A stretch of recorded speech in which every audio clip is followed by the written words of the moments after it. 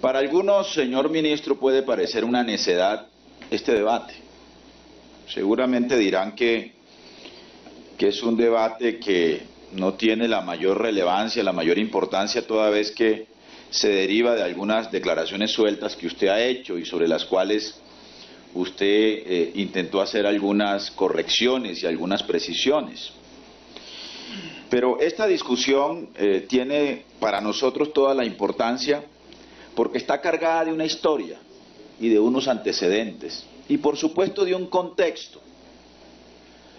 A Darío Echandía, por ejemplo, se le atribuye una afirmación que luego se convirtió en el título de un texto del profesor Francisco Gutiérrez Sanino. Darío Echandía decía, señor ministro, que la democracia colombiana es un orangután con sacoleva. ¿A qué se refería Darío Echandía y en qué luego abunda en su investigación el profesor de la Universidad Nacional Francisco Gutiérrez? En una suerte de paradoja de la democracia colombiana,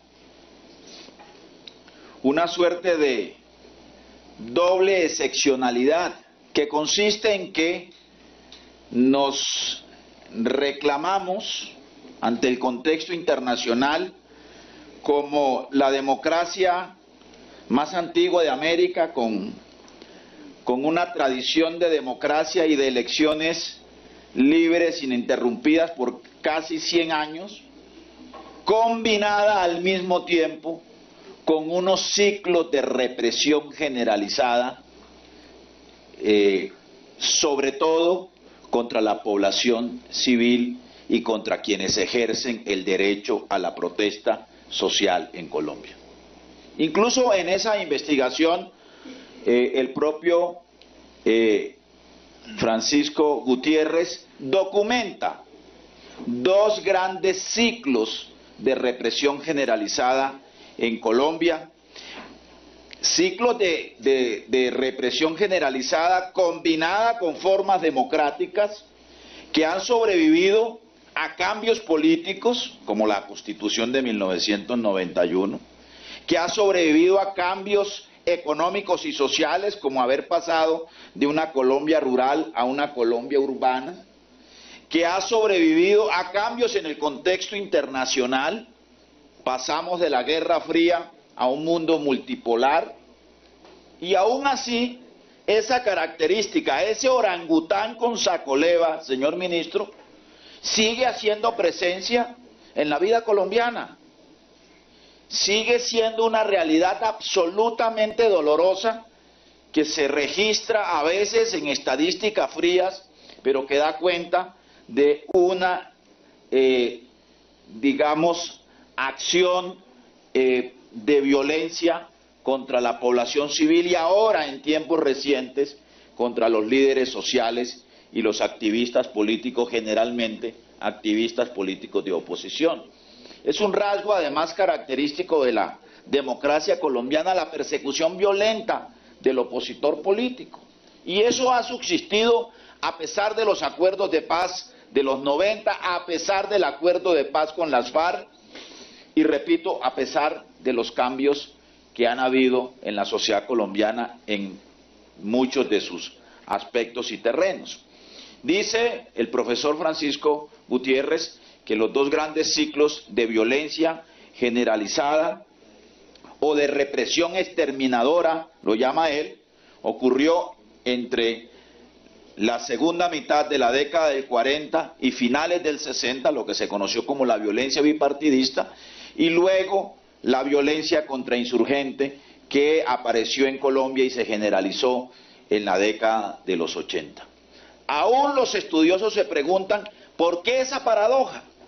¿Por qué esa realidad? ¿Por qué tenemos una democracia como la que tenemos y tenemos al mismo tiempo una violencia exterminadora como la que hemos vivido en Colombia? Y yo creo que uno podría atreverse a aventurar hipótesis, estimado Iván, estimado Feliciano, que conducen a que hay una enorme responsabilidad en esa situación en los altos funcionarios del Estado, que con un discurso de estigmatización de la protesta social y de la disidencia política han animado esa violencia exterminadora. Y eso es lo que a mi juicio constituye la gravedad de las afirmaciones no solo de usted, doctor Botero, sino de su predecesor, de a quien usted reemplazó en el Ministerio de Defensa, el doctor Luis Carlos Villegas, también enarboló un discurso similar. Y ha sido además un discurso muy socorrido y muy reiterado en los responsables del orden público, ¿no? Y en buena parte de los responsables de la seguridad nacional del país. Entonces, claro que es grave que, por ejemplo, aparezcan panfletos amenazantes de una razón social denominada Águilas Negras, acusando a líderes sociales y a organizaciones de derechos humanos, a activistas sociales, de hacer parte de grupos armados o de estar vinculados con estructuras ilegales. Eso, por supuesto, ya tiene una gravedad inmensa y ya genera un riesgo enorme sobre los activistas sociales, sobre los líderes sociales, señor defensor del pueblo, lo sabe usted muy bien, y lo sabe la Defensoría. Y muchas de esas amenazas terminan materializándose en asesinatos y en persecuciones, en destierros, en desplazamientos, en exilios, etcétera, etcétera. Pero es muchísimo más grave, y es lo que yo quiero insistir en este debate, que lo haga quien está bajo su responsabilidad, quien tiene bajo su responsabilidad la seguridad nacional, el orden público y, por supuesto, los derechos a la seguridad de todos los ciudadanos. Eso no se puede aceptar y, por supuesto, que nuestra censura es absolutamente explícita y nuestro reclamo para que ese tipo de discursos no se conviertan en la voz oficial del gobierno colombiano. Eso es lo que tenemos que superar si queremos,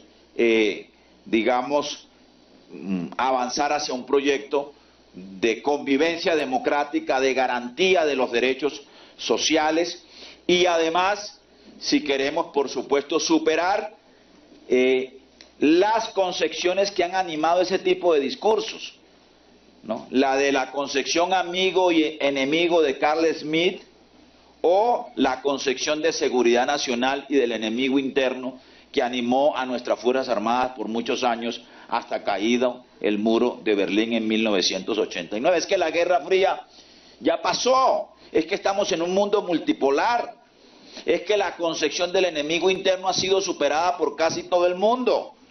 Lo que pasa es que aquí en Colombia esa concepción del enemigo interno ahora la hemos arropado con una denominación de, a cambio de comunismo internacional, de grandes transnacionales del crimen que siguen, según ese discurso oficial estigmatizador, animando o financiando la protesta social, como lo dijo usted, señor ministro. Pero fíjese usted que si cogiéramos la respuesta enviada por el Ministerio de Defensa al cuestionario enviado por nosotros, nos encontramos una evidente contradicción sobre, o mejor, si comparamos las cifras que envía el Ministerio de Defensa del comportamiento de la protesta social y los incidentes asociados a ella, con la afirmación de que la protesta social y la movilización social en Colombia está asociada a estructuras delictivas, a estructuras, a organizaciones armadas ilegales o a estructuras delincuenciales. Fíjese usted, señor ministro, que por ejemplo dice el Ministerio de Defensa sobre la pregunta respecto a la presencia de la fuerza pública y respecto a la información de la actuación de la Policía Nacional en los eventos de protesta social. Miren estos datos, estimados colegas. Año 2014, intervención de la policía, significaron 434 disturbios en 333 bloqueos de vías. En el año 2015, esa cifra, la de disturbios, se aumentó a 531. En el 2016 bajó a 425. En el 2017 disminuyó a 399 y en el 2018 disminuyó a 71. Lo que quiere decir que, según esta cifra de presencia de la fuerza pública, lo que estamos presenciando, como lo decía el colega Iván Cepeda, es un aumento de la protesta social y una disminución de los hechos de disturbios en los eventos de proceso de movilización y protesta social. Pero hay otro dato adicional en el mismo cuestionario respondido por el Ministerio de Defensa.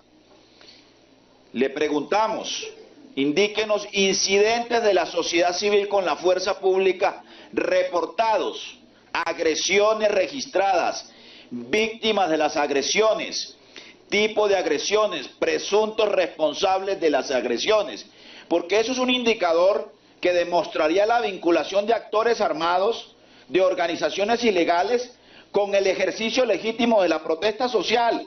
Y mire lo que usted responde, señor ministro, lo que responde su cartera. Agresión física, año 2014, pasamos de 23 a 5 en el 2018. Agresión verbal, pasamos en el 2014 de 3 a 0. Y infracciones a las normas, pasamos en el 2014 de 2 a 0 en el 2018. ¿Qué está indicando ello o estos datos? Pues que hay una civilización creciente, si usted me permite el término, de la protesta social y de la protesta ciudadana.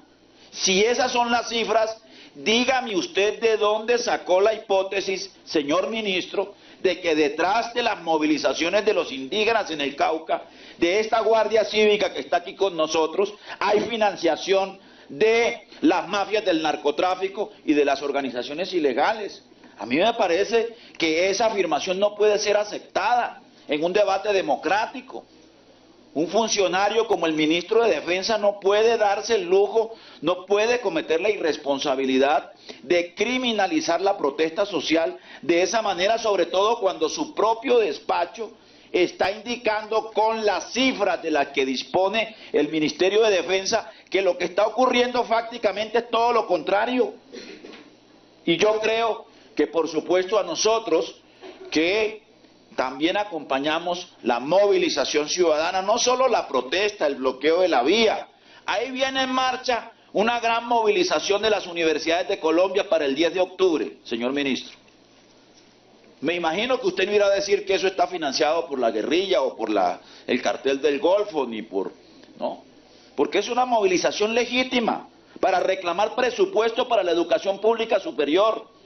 El sistema universitario estatal está hablando de un déficit acumulado de 19 billones de pesos de la educación pública superior en Colombia, mientras nos están solicitando en el presupuesto del año 2019 un rubro de más de 1 billón de pesos o cerca de 1.5 billones de pesos para la defensa antiaérea, como si la prioridad en materia de seguridad de los colombianos fuera la amenaza de un bombardeo, a no ser que quisiéramos, ¿no?, darle gusto a la paranoia belicista.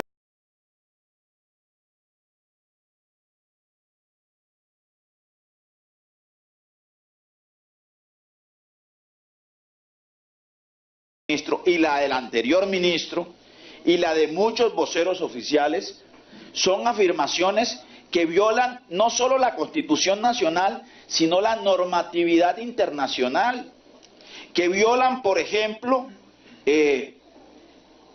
los derechos a la protesta social que están contemplados en la Constitución Nacional, en el artículo 20, en el artículo 37. Son derechos constitucionales que hacen parte además del bloque de constitucionalidad, el derecho a la protesta social, haya razón para ella o no. Pero los ciudadanos tienen todo el derecho en cualquier sociedad democrática a expresar sus opiniones. Es que la manifestación ciudadana también corresponde al ejercicio del derecho a la libertad de expresión. Pero además,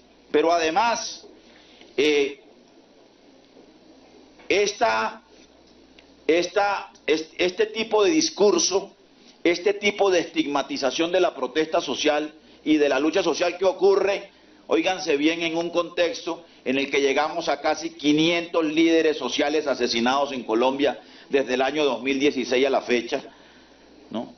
Además de que ocurre en ese contexto, pues este tipo de discurso viola la Declaración Universal de los Derechos Humanos de 1948, el artículo 20. Y lo digo en esta comisión que tiene que ver con las relaciones internacionales de Colombia, son compromisos del Estado colombiano con la comunidad internacional. Son afirmaciones que violan el Pacto Internacional de Derechos Civiles y Políticos del año 1966. En su artículo 21, por ejemplo, dice que se reconoce el derecho de reunión pacífica. El ejercicio del tal derecho solo podrá estar sujeto a las restricciones previstas por la ley, etcétera, etcétera, etcétera. En igual sentido, violan el artículo 19 de ese mismo Pacto Internacional de Derechos Civiles y Políticos. Viola la Convención Americana de Derechos Humanos de la cual somos dignatarios y somos firmantes, que se constituye también en una obligación nuestra. Viola específicamente el artículo 15 de la Convención Americana de los Derechos Humanos y, por supuesto, que constituye una transgresión a los derechos humanos que son reconocidos universalmente, derechos de los cuales son guardianes las Naciones Unidas y la Organización de Naciones Unidas, que acaba de reunirse con la presencia del presidente Iván Duque en la ciudad de Nueva York. Y eso es también un hecho que a mí me parece que reviste gravedad. Un funcionario del nivel del ministro de Defensa no puede justificar con una afirmación, a mi juicio, desafortunada e irresponsable, los hechos de violencia que han caracterizado este orangután con saco leva del que nos hablara Darío Echandía, y no puede, por supuesto, tampoco violar la Constitución y violar las normas internacionales que son compromiso de Colombia ante el mundo. Muchas gracias, presidente.